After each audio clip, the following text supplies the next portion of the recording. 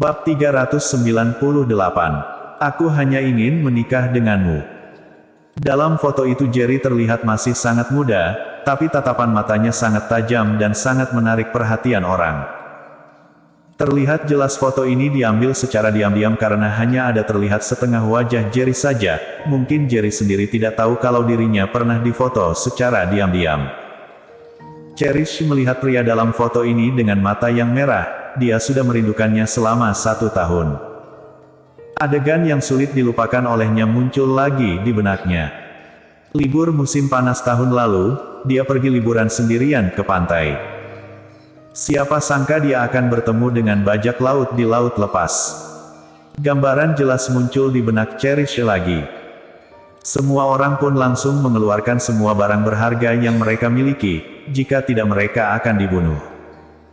Belasan bajak laut barat bersenjata masuk ke kapal pesiar.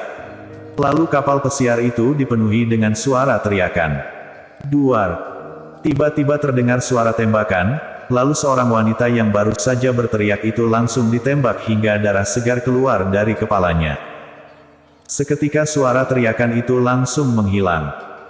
Dan wanita yang ditembak olehnya adalah orang yang ada di samping Cherish.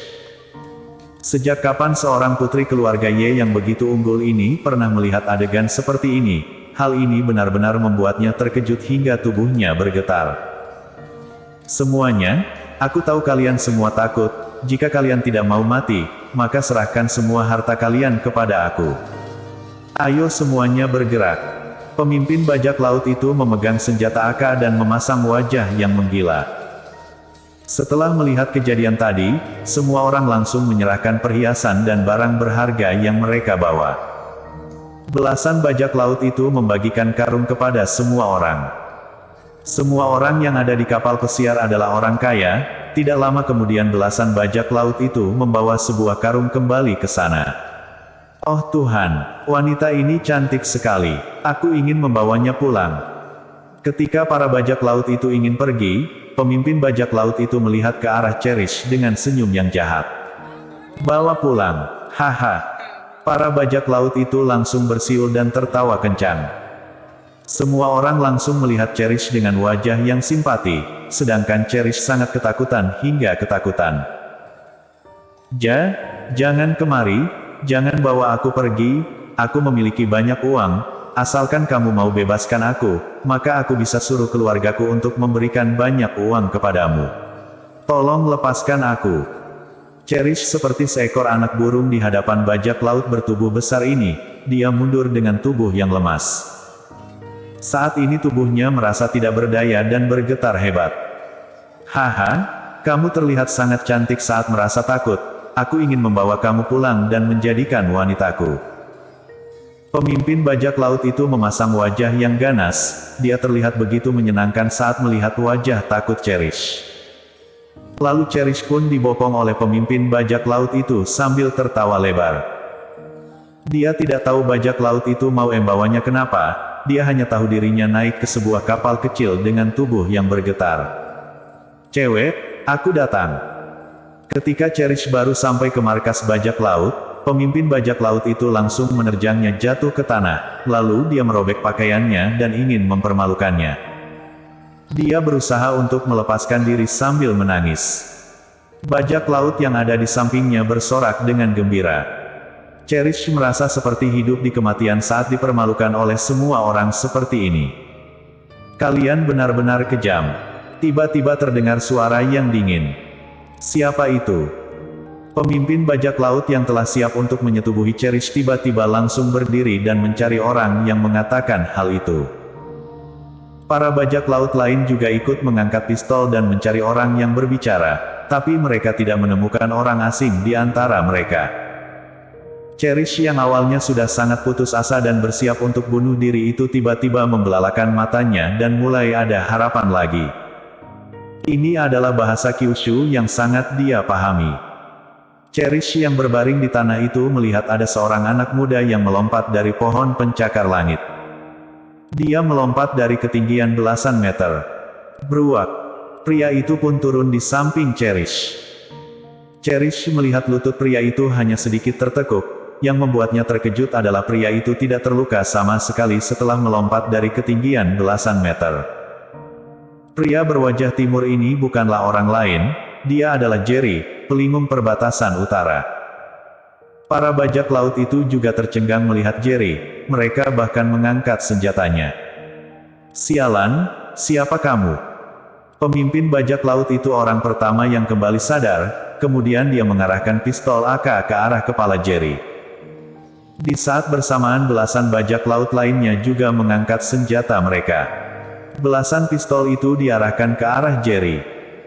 Jika para bajak laut ini melepaskan tembakan, maka pria muda berwajah timur ini pasti akan mati. Tapi yang membuat semua orang terkejut adalah pria ini tidak terlihat takut dan hanya memicingkan matanya ke arah pemimpin bajak laut walaupun dia tidak memegang senjata.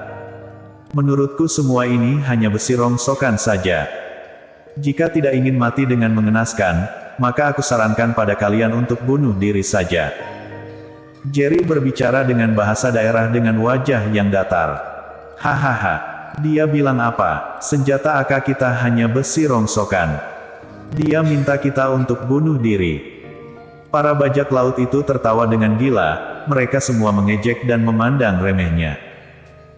Meskipun lompatan Jerry dari pohon yang tinggi membuat mereka terkejut, tapi mereka tidak berani percaya kalau Jerry bisa hidup dari tembakan AK ini.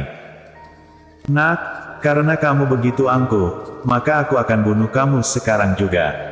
Jika kamu bertemu dengan Tuhan, maka beritahu dia kalau Wolo yang membunuh kamu. Para bajak laut itu memasang wajah yang ganas dan menunjuk Jerry dengan AK mereka. Duar. Terdengar suara tembakan. Semua bajak laut itu berseru. Tapi teriakan itu hanya muncul sebentar saja, kemudian tubuh belasan bajak laut itu membeku. Mereka melihat Jerry yang tadinya berdiri di hadapan Cherish sekarang sudah berada di hadapan mereka, lalu telapak tangan dia berada di kepala pemimpin bajak laut ini. Seketika sebuah rasa dingin menerjak setiap sudut kapal bajak laut. Pemimpin bajak laut yang kepalanya dicengkeram oleh Jerry merasa merinding, lalu dia merasakan bahaya kuat yang menyelimuti seluruh tubuhnya. Aku sedang bicara, kenapa kamu tidak mendengarnya? Ini adalah kalimat terakhir yang didengar oleh pemimpin bajak laut ini. Krak. Setelah selesai bicara, Jerry menekan kepalanya dengan kuat, kemudian terdengar suara retakan dari kepalanya.